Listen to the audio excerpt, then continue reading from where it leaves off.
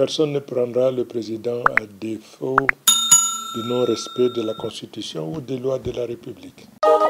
La loi numéro 092/007 du 14 août 1992 portant code du travail à son article 27 alinéa 1 et 2 stipule clairement que, je cite, « Tout contrat de travail stipulant une durée déterminée supérieure à 3 mois ou nécessitant l'installation d'un travailleur hors de sa zone de résidence habituelle doit être constaté par écrit.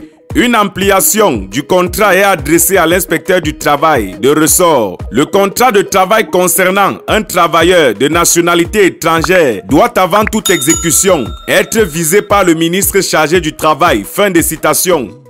En des termes plus simples, si quelqu'un qui n'est pas de nationalité camerounaise désire travailler au Cameroun pour une durée de plus de 3 mois, avec un contrat de travail, avant que son travail ne commence effectivement, on doit d'abord envoyer une copie de ce contrat à l'inspecteur du travail compétent et le ministre du Travail doit préalablement signer le dit contrat. C'est probablement parce que cette loi n'a pas été respectée que le ministre de l'Emploi et de la Formation professionnelle a pris l'acte administratif numéro 000195 du 24 avril 2024 pour rappeler à l'ordre son homologue des sports. En effet, notons qu'à l'exercice 2023, les visas du ministre de l'Emploi sur l'ensemble des contrats des travailleurs étrangers ont permis à l'État du Cameroun d'engranger 3,4 milliards de francs CFA sur un ensemble de travailleurs évalué à environ 60 000.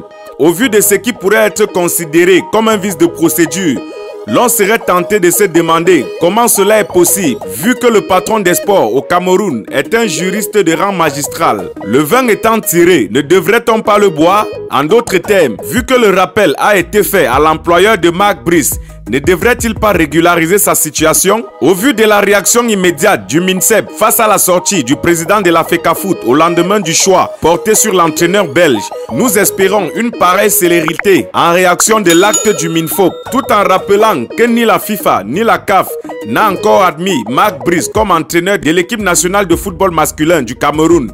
Non moins sans dire que la position officielle de la Fédération camerounaise de football est toujours attendue pour être fixée tant à l'opinion nationale qu'internationale. N'oubliez pas, allez massivement vous inscrire sur les listes électorales.